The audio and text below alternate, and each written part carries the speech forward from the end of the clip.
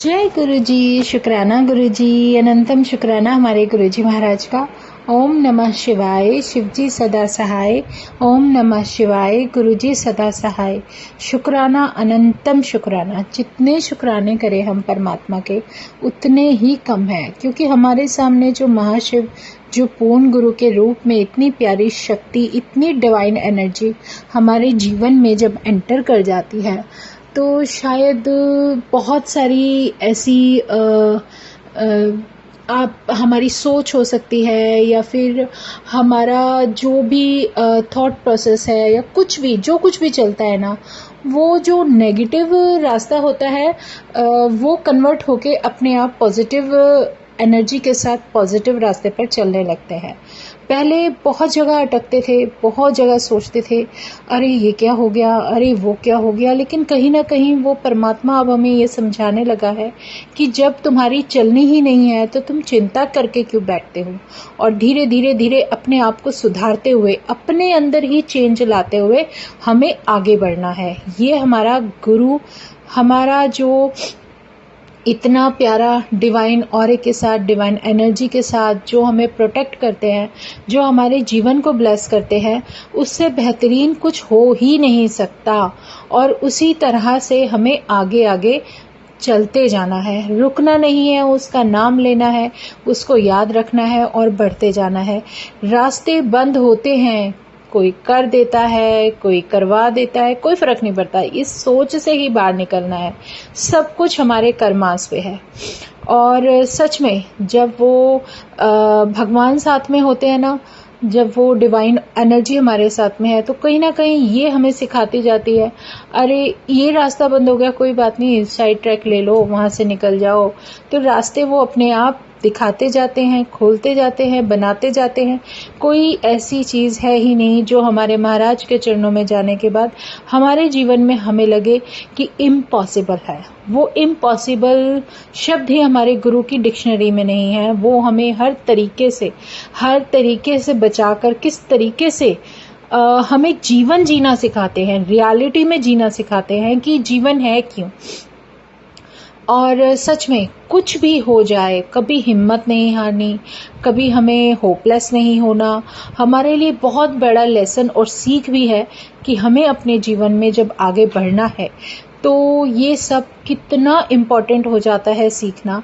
कि जहां हम सोचते हैं ना कि अरे नहीं अब हिम्मत नहीं है, या हमारे पास ये नहीं है, इंसान सोच के दुखी रहता है, लेकिन वो ये नहीं सोचता कि जो उसके पास है वो औरों के पास भी नहीं है, और वो कितना इम्पोर्टेंट है, जिसके लिए जो तुम्हें फैसिलिटी मिल रही है, या जो कुछ भी तुम इजीली ले सकते हो, वो किसी और के लिए बहुत मुश्किल है।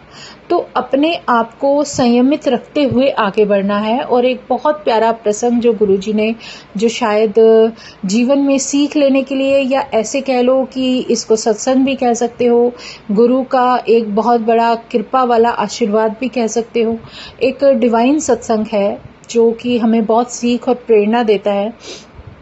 वो यही है कि जो भी आप पाठ अपने जीवन में अपना लेते हो ना, उसको कंटिन्यूअसली करते रहो, उसमें कभी भी शक ही मत करो, और सच में उनका आशीर्वाद धीरे धीरे मिलना शुरू हो जाता है।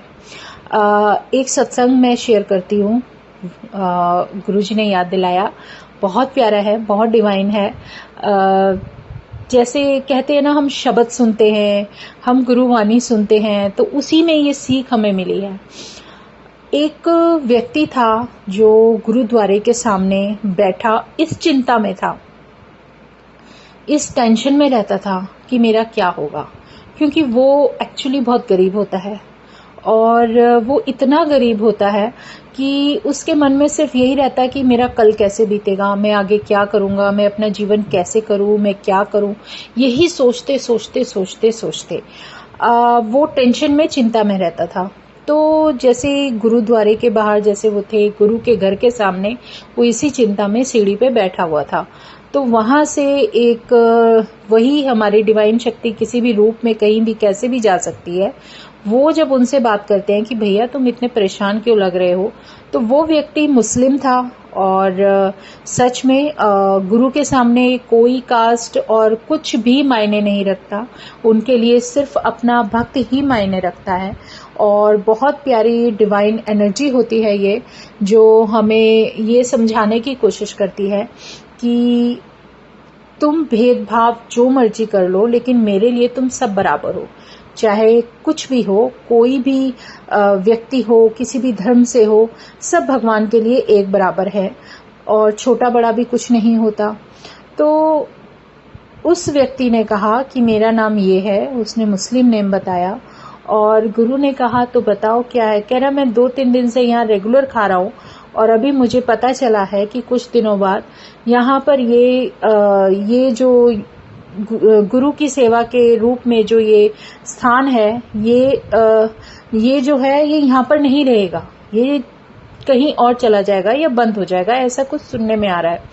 तो उन्होंने कहा हाँ ये सच है।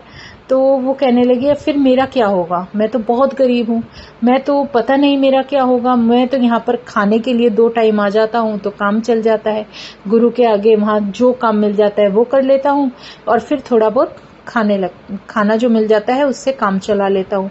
अगर ये बंद हो गया, ये स्थान बंद हो गया तो मेरा क्या होगा।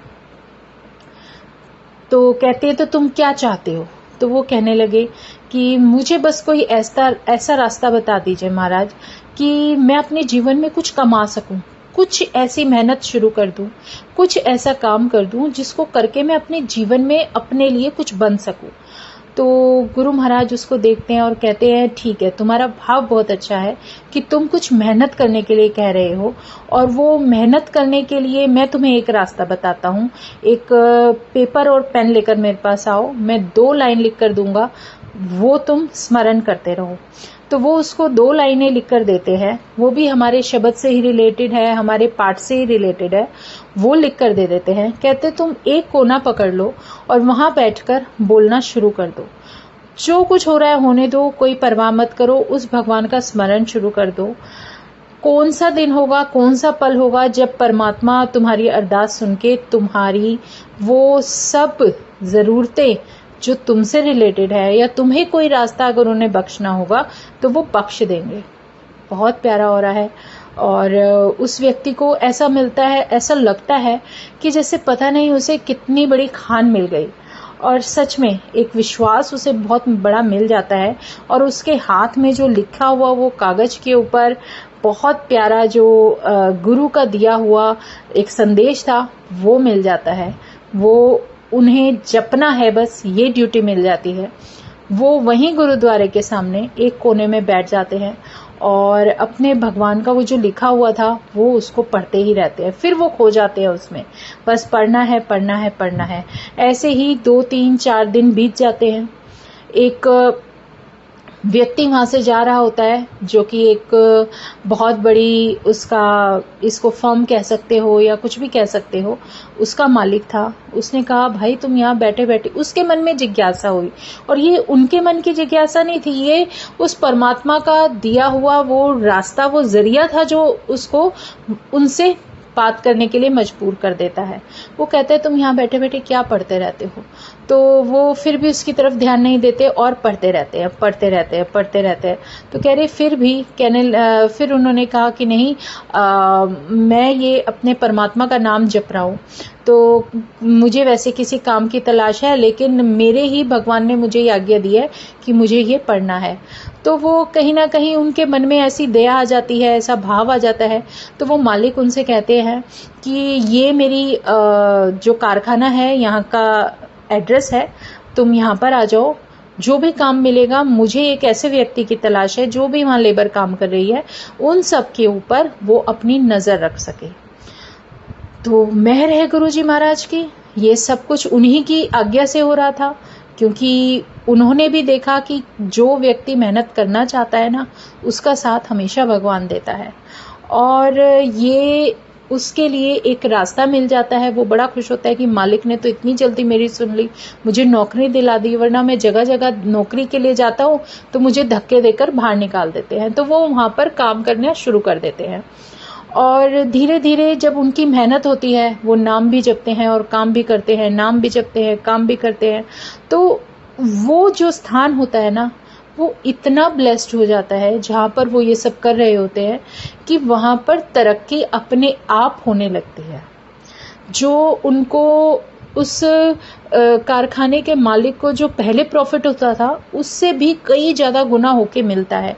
तो उन्हें लगता है कि आज तक तो ऐसा कभी नहीं हुआ, जब से ये व्यक्ति मेरे यहाँ आया है, मेरी तो बहुत ज़्यादा इन्होंने इतनी ज़्यादा तरक्की कर दी है। तो वो उसको भी तरक्की देते हैं और उसका भी जो है एक तरीके का प्रमोशन कर देते हैं और उनकी जो तनख्वाह है, वेतन है, वो बढ़ा देते हैं। तो वो बड़ा खुश होते हैं और धीरे धीरे धीरे उसकी वो जो गरीबी नाम की जो सोच थी ना, वो ही उसकी पीछे छूट जाती है। तो कहने का मतलब ये है, जब हम गुरु से जुड़ जाते हैं, हमारे जीवन में जब पूर्ण गुरु की जो एक एंट्रेंस हो जाती है ना, अगर हमारे मन में इच्छा है कि हमें ये करना है, तो वो कहीं ना कहीं रास्ता ज़रूर निकालते हैं। और ऐसा हो ही नहीं सकता कि तुम्हारी अरदास उस परमात्मा के चरणों तक नहीं जा रही। वो जा रही है, वो सुनते हैं, लेकिन सिर्फ हमें देते तभी हैं जब हमारे लिए समय सही होता है। इसीलिए उन्होंने बोला है कि सब्र के साथ जीना सीखो, सब्र लो। फाइट जो भी है बहुत लंबी होती है, मानते हैं, इंसानी जीवन है, कुछ ना कुछ हमेशा हर किसी के साथ लगा रहता है। लेकिन तुम्हें अपना सब्र नहीं खोना और अपना विश्वास नहीं खोना, और जो कुछ भी होगा उस परमात्मा की मर्जी से, उस महाराज की मर्जी से, जब उनके चरणों में हम बैठे हैं तो हमारी टेंशन हमसे ज़्यादा तो उन्हें है, और उन्हें पता है कि हमारे लिए कब क्या सही है और क्या हमें किस तरीके से कहीं भी कोई स्थान है, जाना है, कुछ करना है, या हमारे जीवन में जो कुछ भी है उस सब को, अगर जो ज़रूरी नहीं है तो वो साइड में रह जाएगी, जो ज़रूरी है वो अपने आप मुकाएंगे। और इससे प्यारा आशीर्वाद और ब्लेसिंग जीवन की हो ही नहीं सकती। तो शुक्राना है मेरे गुरुजी महाराज का, अनंतम शुक्राना, इतना शुक्राना कि दिल से बस एक इतना प्यारा एहसास निकले अपने परमात्मा के चरणों में। जय गुरुजी, जय गुरुजी, जय गुरुजी, और आगे बढ़ते जाओ। शुक्राना मेरे गुरुजी महाराज का, अनंतम शुक्राना अपने डिवाइन दर्शन देने के लिए, अपने बहुत प्यारे डिवाइन दर्शन के लिए। क्योंकि अभी 2 दिन पहले ही बहुत ब्लेस्ड सत्संग है कि जो भी गुरु जी ने मुझे बख्शा, जो भी मुझे जो भी सिखाया, कुछ भी है, बट करते करते इतने डिवाइन दर्शन हुए गुरुजी के वाइट चोले में, बहुत प्यारे, उसको मैं डिस्क्राइब नहीं कर सकती, बट हुए तो हुए। और हम अपने आप को बहुत ब्लेस्ड फील करते हैं। मैं तो बहुत ज़्यादा ब्लेस्ड फील करती हूँ कि शुक्राना गुरुजी। मुझे पता है जब गुरुजी दर्शन देते हैं, ब्लेसिंग देते हैं, मुझे पता है कि हमारे जीवन में हमें उसकी सबसे ज़्यादा ज़रूरत है, और यही हमारे जीवन को बहुत ज़्यादा एक बैलेंस्ड करते हुए और एक इम्यूनिटी हमारी सोल को देते हुए आगे बढ़ने की ताकत देती है। तो जय गुरुजी, शुक्राना गुरुजी, अनंतम शुक्राना हमारे गुरुजी महाराज का। ओम नमः शिवाय, शिव जी सदा सहाय। ओम नमः शिवाय, गुरुजी सदा सहाय। शुक्राना, अनंतम शुक्राना। जय गुरुजी, जय गुरुजी, जय गुरुजी।